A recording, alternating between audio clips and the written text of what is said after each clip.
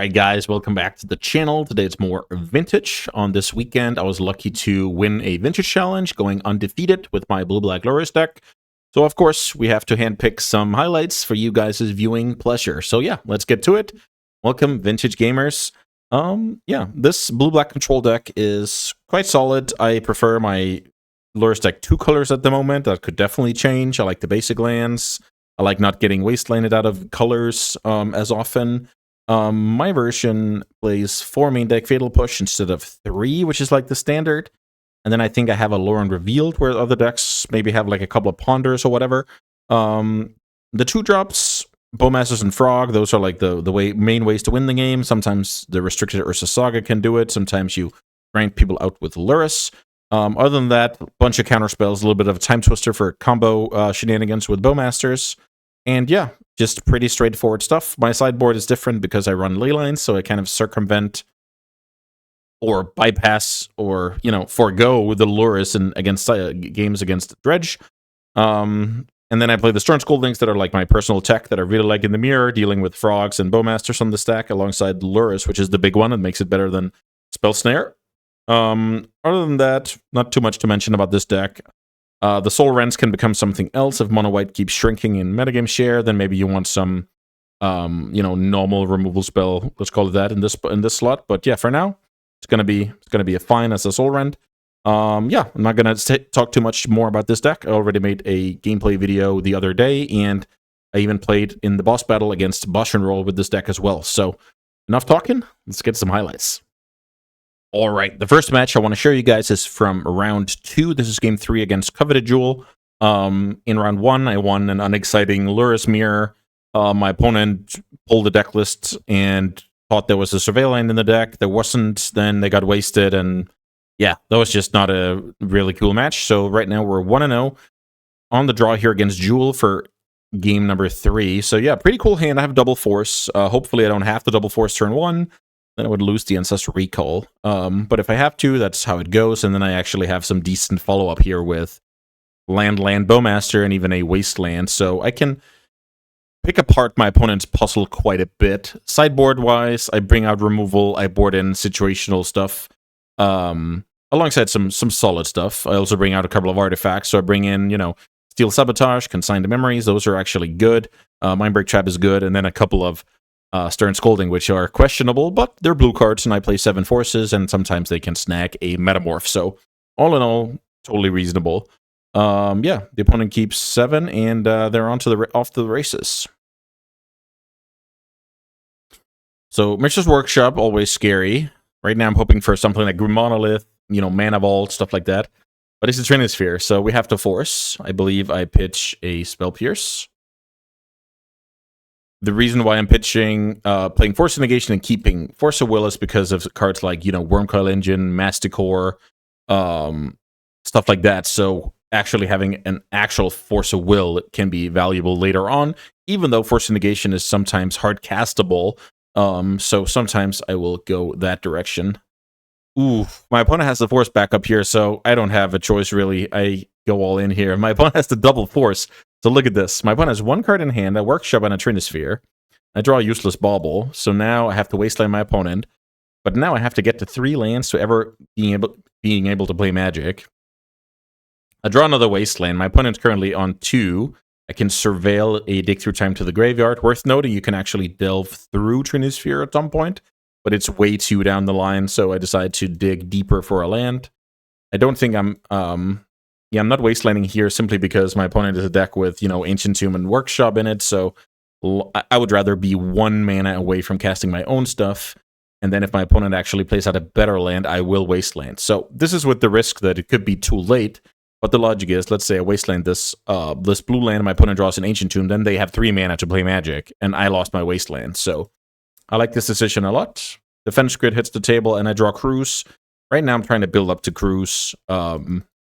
As we're both bricking here, this game is just actually pretty amazing to start off with. So lots of nothings going on here. Neither player wants to draw land. This is kind of funny. So now I got to clean up, and now I can actually cast Treasury Cruise. I even have 1 floating that I forget about. I have to go to clean up to get rid of some zeros, pretty standard.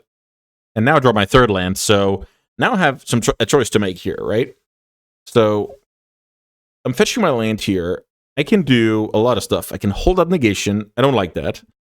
I can play out my Psychic Frog. It's a possibility. Or I can play out Bowmasters and then Time Twister for the win on the following turn.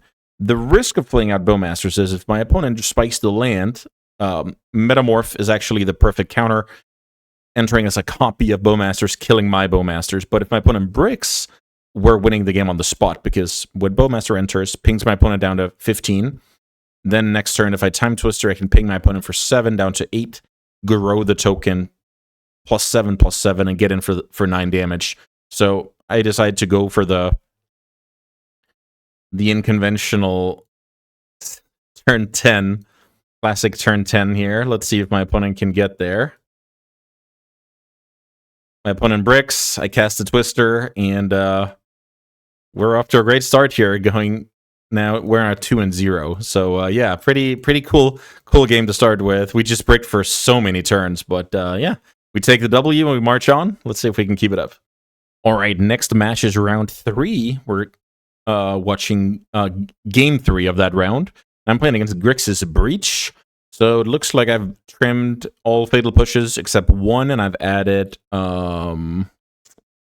let's see, 2 Stern Scoldings and 1 Graveyard Hate. I also cut the Vexing Bauble for something that I'm trying to think about. Oh, the Mindbreak Trap. So yes, again, some situational cards, some great cards. In general, I like my Hull Breacher removal to be blue because of the forces. I have the Fatal Push in my opener, so that's how it goes. The Grixis Breach deck has caught a lot of steam recently, and yeah, it's definitely a dangerous deck. So just gonna not spoil any results here. Turn 1 Soul Ring, that's fine. I was hoping my opponent would do more, play into the trap, but that's not the case. Let's see how I play Magic here. I have a Time Twister and 2 Moxen, so I assume I'm trying to build a plan around the Time Twister. Maybe Time Walking for good measure. Let's see. I draw Brainstorm, so here I'm trying to disguise my play a little bit with the Time Walk first and then the Brainstorm. Not a perfect Brainstorm, but I mean, that's how it goes. So Stern Scolding is obviously going to be terrible. So here what I'm doing is I'm playing out Wasteland, which is basically me saying I expect this Twister to resolve, which is maybe a bit risky because I could have played a Shuffle effect here, but I'm basically trying to up my... potential here, let me put it that way, because if I get to Twister and Wasteland my opponent, I should be in a decent position. Not amazing or anything, but decent, you know? I find ahead with a lot of counter magic, I Wasteland my opponent, and I mean, I basically just restarted the game here. We basically just both started the game with some mana in play. I am up on resources, though. My opponent's at 9 resources, and I'm at 9, and I guess I'm drawing... No, wait a minute, I'm at 10, and then I'm drawing number 11. Okay, so I would say I'm slightly ahead here, but who knows. Third Mox is pretty cool. Here I'm Probing, which is a good card. I'm hoping to not get Hull Breachered, but I'm ready to fight over a Hull Breacher here. I don't get Hull Breachered, and my opponent has a hand with some black spells, but no black mana, which I obviously like to see. Now I can put Lurrus into hand, and I hold up a lot of, you know, pierces and stuff. So if my opponent draws an action spell like Tinker, I'm very well set up. Here comes Brainstorm end of turn. I'm not going to double pierce Brainstorm. That's fine. So Brainstorm being gone. Here's Tolarian Academy. Here's the Ponder. Opponent holding up Volcanic over Tolarian. That could mean they found a Pyroblast. That could mean simply just holding up the Abrade. So let's see how I play here, because I could play out the Lurrus if I wanted to. Oh, this is cool. So I mill over the Soul Guide, which is actually pretty sick, because without that, I didn't have anything to replay with Lurrus. So let's see how this works. Opponent with 7 cards. I believe I'm getting forced here, which is kind of interesting, because the opponent still has double removal. Under getting exiled, by the way. My opponent has double removal, so I actually decide to not fight over this at all. Despite, if I force it through, I can get a Soul Guide into play and make Breach worthless for the remainder of the game. But then again, a Braid can take care of the Soul Guide, the Push can take care of Luris, and then, you know, I'm kind of back where I started. So I basically said, okay, we're living in a world without unrestricted Ursa Saga. I'll be heavily favored in this exchange. So no force. Here comes Demonic Tutor, which I let resolve. I'm basically hoping my opponent goes for Tinker, as I alluded to earlier. Can't remember if I Bowmaster end of turn.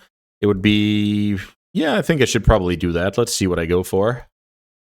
I don't go for it. At this point, I think my line of thought was I'm hedging for my opponent playing it, you know, finding Ancestral and playing it kind of smart, and then passing, basically Bowmaster checking me, but I don't know if I overthought that. Also, I have a ton of mana to work with, so I realized there was no problem to do on a later turn. Let's see if I get horribly punished. Here's Bowmasters. Black Lotus is a decent draw. I want as much mana as possible. I might end up hardcasting some of these forces to stay in the game at some point. Stern Scolding is a great answer for Hull Breacher, so I can just attack freely. My opponent goes for End Step Fatal Push. I guess if I go Psychic Frog, it's good to take the damage. I like that. Here's Mystical Teachings, which is... Oh, not Mystical Teachings. Waterlog Teachings. But the Mystical Teaching mode. So I just pierce this and move along with life. Trading 4 mana for 1 mana is just solid. My opponent with another land, so let's see. We can cross those cards out. Vampiric and a Braid still in the mix. And the card my opponent Demonic Tutored for alongside another unknown card, I guess you can call it. So let's see. I'm trying to really grind this out. Bowmaster is a great draw. It's like this flash threat that can randomly punish some cards. And it's flexible for like whenever I want to cast it. Land is not the best draw. Let's get in for 3 here. Can't remember if I get Braided. Okay, I get Braided before damage. My opponent's saving 1 point of life. Let's see if that comes up. Braid being gone. Vampiric not getting cast. Here's Mana Crypt, so I guess this is Tinker? Not sure. Yeah, this is the Tinker. Okay. I mean, we're obviously winning the fight over this Tinker, so it's basically a matter of what happens after. Let's see. Getting Pyroblasted there. Hardcasting Force. Black Lotus coming in clutch. My opponent's forcing down to 0 cards, so now I have to keep one of these cards. Do I keep a Pierce, or do I keep a Scolding? I keep a Pierce. I think my logic is something like, if my opponent goes, you know, Teachings after something, I might be able to pierce something at the end of the rainbow. Psychic Frog, great draw. I guess this card's gone from, you know, a Brainstorm or whatever. My opponent plays out Black Lotus. I guess Vexing Bauble is a card that makes that a good play. But my opponent is playing with shields down here. 9 life. I pump the Frog to get in for 4 to make it, you know, trivial to win next turn. My opponent's now at 5. I have a Spell Pierce. And my opponent draws... This is awesome. So my opponent draws both Citadel into Hull Breacher, into Pyroblast Dead the Frog. I can't do anything about it Pierce-wise, but now my opponent cannot cast any more cards aside from Jewelry on top of, from the top of the deck. So I like my spot here, but my opponent definitely is giving me a tough time. Now, the Hull Breacher is a must block onto the Orc Army. And I draw Treasure Cruise, which is more or less the best card I could draw because this is a forced block. Let's see how I try and close this game out. Drawing 3 cards. I'm mildly hedging for the opponent casting a Time Twister at some point here by, you know, getting rid of bad cards and keeping good cards in the yard. Remember, my Lures is gone. My Twister is gone. I draw into Lorne Revealed and some bad ones. So, yeah, I draw 3. So now I can bobble myself. It was a bad card. Then I can fetch it away and play a Frog. And then I'm, you know... If my opponent can breach me here, I'm just dead. So, not a cool place to be. I don't spike the Force Will off the top.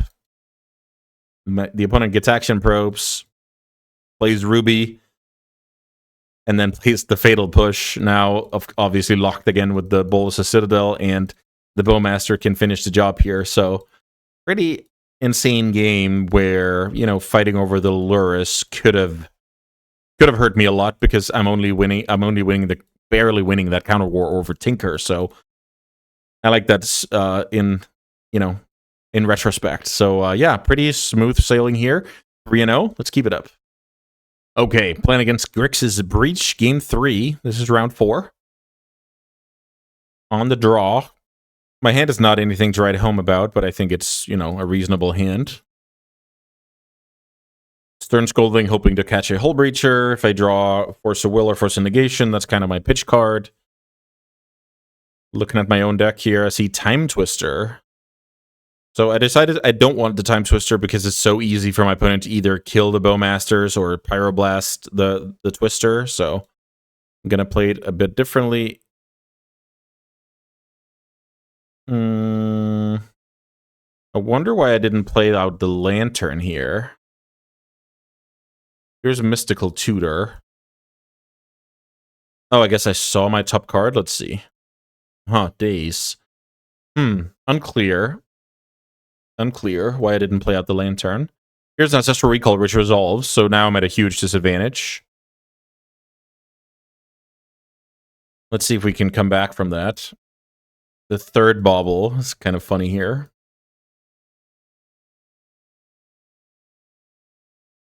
Here's bauble, seeing a land, which basically makes it so I don't want to wasteland my opponent. Especially, I mean, my opponent resolved Ancestral, and my opponent has a land on top, so that is kind of out of the picture. The reason why I'm scrolling on the logs there is I don't want that if there's any spoiler or whatever, but maybe it's not that relevant for this video. Let's see. So, yeah, I'm currently behind a little bit, but I have a Soul Guide Lantern in play, which is decent. That card basically says Underworld Breach is not a live card. Let's see what the opponent goes for here. Back Faden is kind of ideal for me, so now I have to pick between Piercing or Dazing.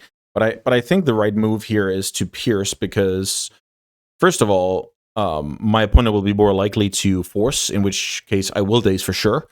And second of all, I want to wasteland my opponent and cast Orcish Bowmasters next turn. So my opponent does not bite on the Pierce. And I draw Negation, which is reasonable. So now I can take my opponent off red, which is something that has become more and more apparent the more I've played with, you know, 3-color blue decks, and also in Legacy, like Grixis decks versus straight blue-black decks. Wasteland is actually randomly hoser. Let's see what my opponent can do about it. Here's Soul Ring. Here's Demonic Tutor. So here I'm pitching Stern Scolding, hanging on to Daze, which is very unclear if that's correct, because Daze looks incredibly unlikely to do something here. I actually think I like the Stern Scolding better. I think what I like here is take Luris back. Yeah, I take Luris back and I commence the beat down here, and now I'm dreaming of land hardcast Citadel, but that's not how it's going to go. This is going to be Time Twister after Bowmaster getting killed. So my opponent gets the first jab at it, but they have a lot of mana tapped. I guess they have a lot of mana here. So they didn't draw into the best hand, but I think I did, if that makes sense. So now I have great options with Black Lotus. I start by playing out Black Lotus. I have to think about Hull Breacher here. So attack first to try and lure the Hull Breacher out of my opponent's hand. The context here is they don't know that I just drew Brainstorm, and I'm looking to cast that card, you know, as some kind of response. I wasteland my opponent's red source. I look at my opponent's top card. That's Dak Faden. Probably should have done it the other way around. And I'm hanging on to this wasteland. So right now, I'm not trying to, you know, I'm trying to color screw my opponent. I'm not trying to mana screw my opponent, if that makes sense. I'm trying to make them a Dimir deck with dead red cards in hand. But I don't think I can keep them down on mana. So I value this colorless source, you know, just more. It looks like my opponent wants to DAC here. Let's see how I handle this. I Brainstorm, basically to see if I can lure out the Hull Breacher. I can't, and I draw into more or less the nuts.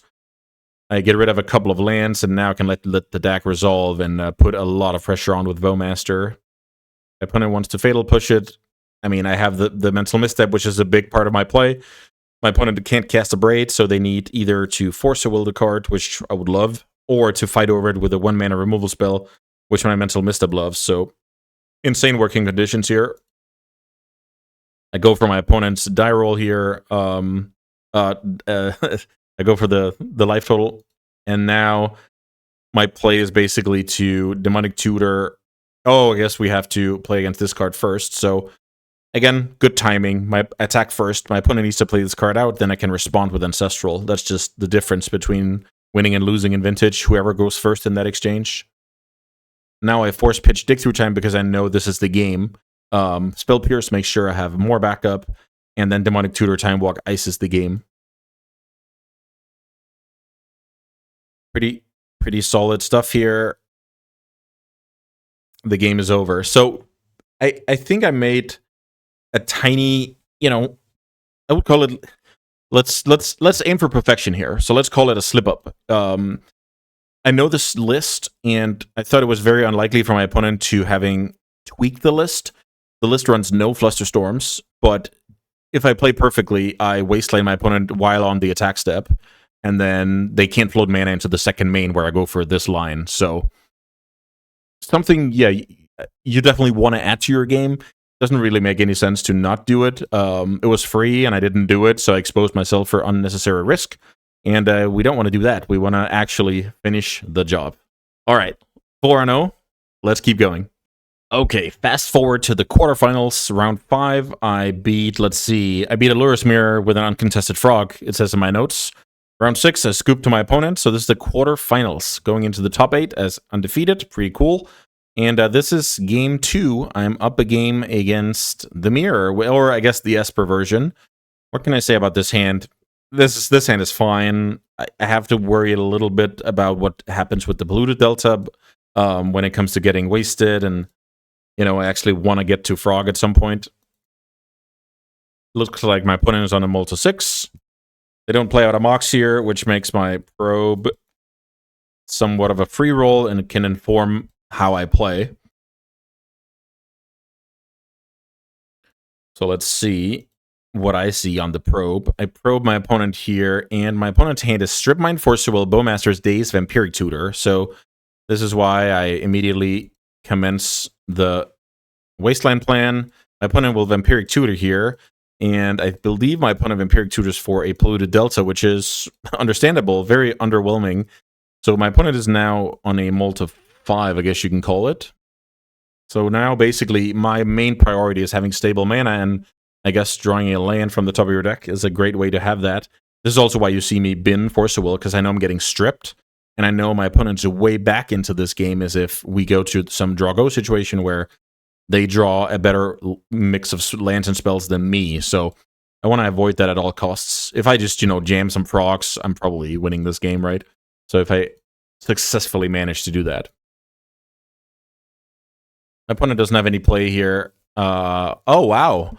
Okay, the opponent does not strip me here. That's interesting. So, play out Strip Mine, play out Bowmasters. That's cool.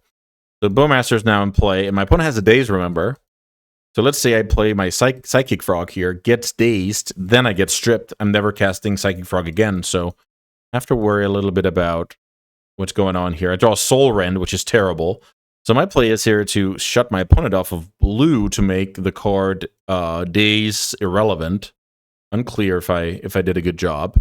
Then I go for Fatal Push. My opponent goes for Force Pitch Lavinia. So now I know my opponent's last card is Daze. My opponent's playing towards, stripping me and then finding an island, or that I simply fail to play lands, and those two guys, the Raise the Alarm, can finish the job.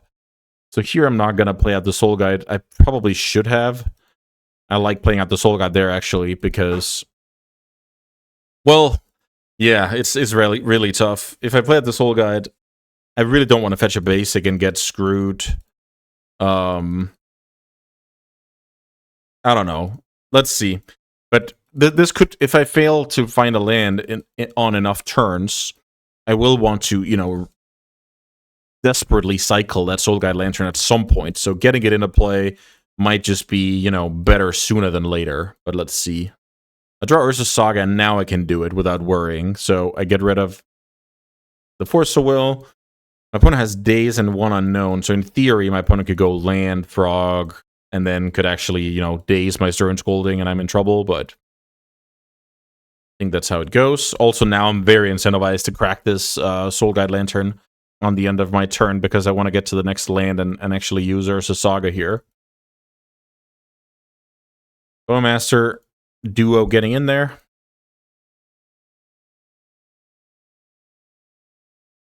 Cycling end of turn, getting pinged. Draw Lotus. Must be nice, right? So now, after drawing Lotus Bowmaster, I go Bowmaster first. The reason why I play like this is my opponent has no idea of knowing if I have a land. So if I don't have a land here, the Bowmasters, dazing the Bowmasters is very strong. But if I do have a land, it does nothing. So my opponent decides it's not worth it. I ping my opponent's creature, and then I can play a Psychic Frog around daze here. Oh, right. I make a token. That makes sense to get mileage out of the Saga. Getting attack for 2, reasonable. But this is where I'm pulling ahead. I even draw the Mox here, which is awesome. So now I have double Mox, and I can go Psychic Frog with Pierce backup around daze, thanks to the 1 colorless from the Saga. My opponent does not have the Force of Will, so now I get in there for 5. I'm not really scared of my opponent's Org Army. If my opponent has a Fatal Push, I will pierce it, then I will get dazed, and then we're kind of back where we started, but I have the biggest creature, so that'll be fine. Soul Rend is not doing a whole lot here. Soul Rend is a bit more on the sketchy side. You know, it kills Luris, kills Lavinia, but pretty situational, and I wish it was a normal removal spell in a lot of games, I'll say that. So yeah, definitely keep an eye out on the mono white share. My opponent draws here and concedes. The grind is over. My opponent drew some crappers. Pretty weird game where we're just stripping and wastelanding each other into oblivion, and yeah, I just drew better, so not much to report. That means I'm ready for the semifinals. Let's do it. Alrighty, semifinals time. I'm playing against Jewel. I'm on the draw. Game 3, all for the marbles. So this hand is not very good if my opponent goes nuts turn 1. I decide to mulligan, then I decide I can't go further. I'll get rid of a land here, so I have turn 1 Bowmasters. Let's see. For Monolith pass, so that means no One Ring. And I feel like I'm playing against Coveted Jewel. I draw a Force, which is huge. So, because I drew the Force, I actually want my opponent to play Coveted Jewel. Let's say I did not draw the Force, then I probably Wasteland here. Pretty interesting stuff.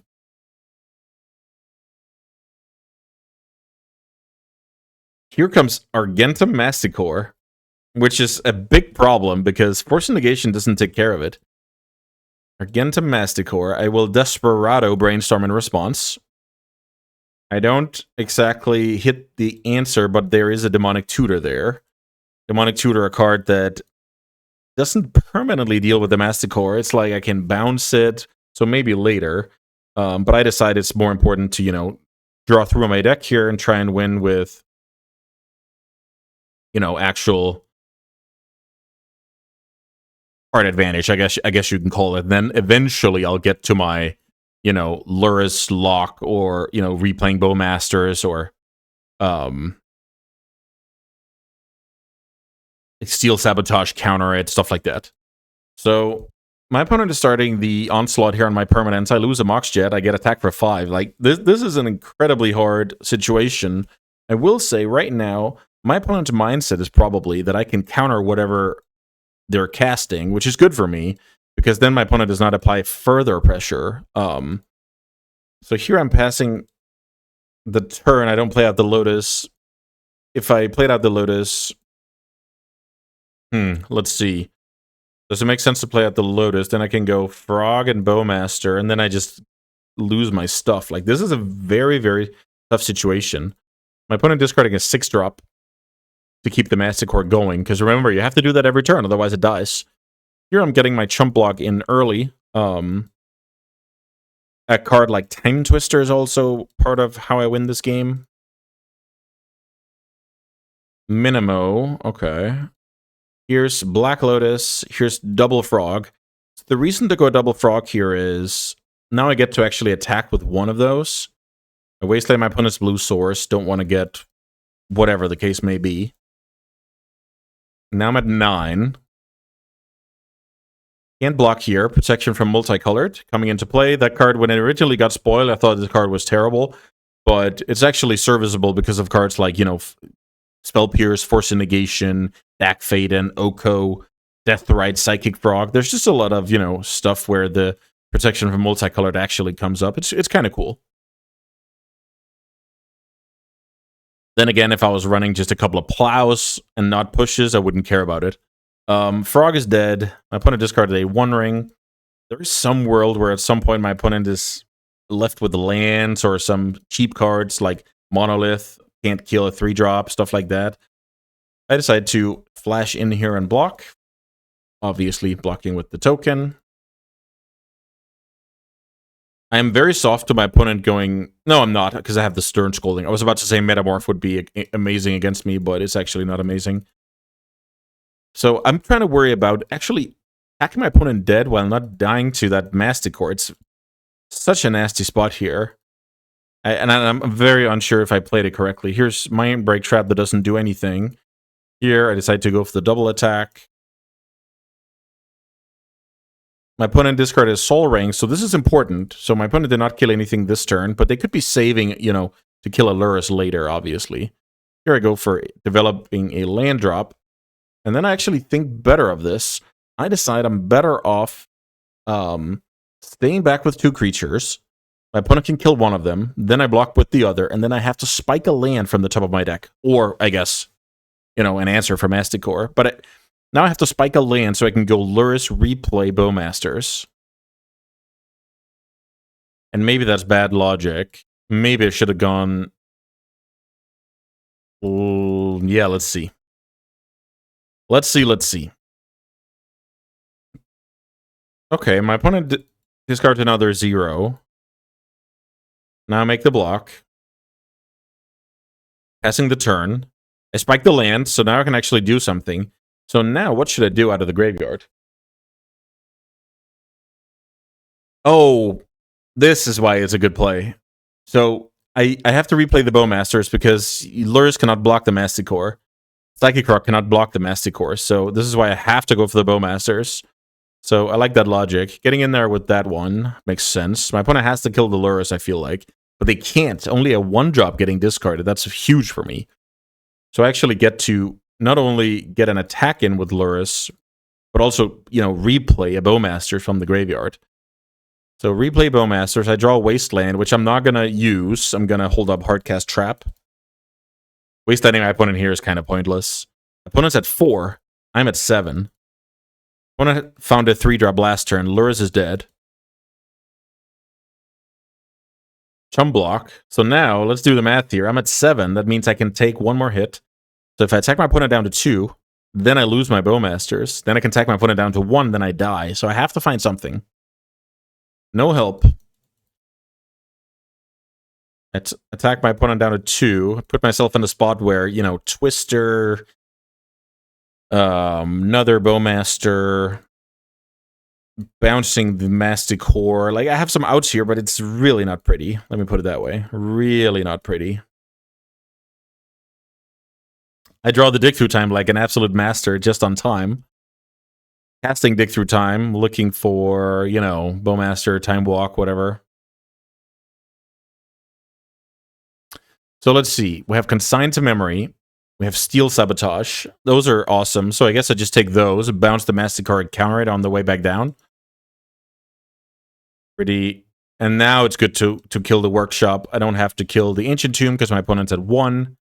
And now I should be golden here because I can actually counter a creature. My opponent throws in the towel here. So incredibly slim margins. And I'm lucky that my opponent did not, you know, keep up having expensive cards, because I think 2 times I dodged my opponent having an expensive card to actually kill off my stuff, and at that time equated to the win in the end. So yeah, pretty sick games here. looking back, I mean, just so many different kinds of games where you have to thread the needle, know what's in your deck, know what's in your opponent's deck, know which, should I go right here, should I go left, what gives me the best chance of winning, and I love that stuff. Yeah, this is going to mark the end of the video, because the finals, we price split, and yeah, no Vintage Gamer were able to best me on Saturday, so pretty happy about that. I hope you guys enjoyed the video.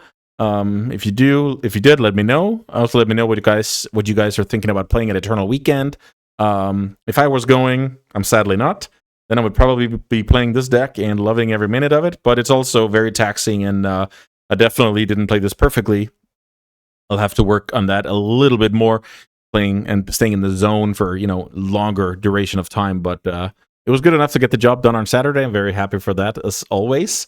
And yeah, speaking of happy, I'm also happy that you guys are here to follow my journey. Thanks so much. If you want more from me, check out my Patreon. I have a guide on this deck. If you want to become a Lurrus Master, it's a good place to start. Thanks so much, guys, for the support, and I'll see you next time.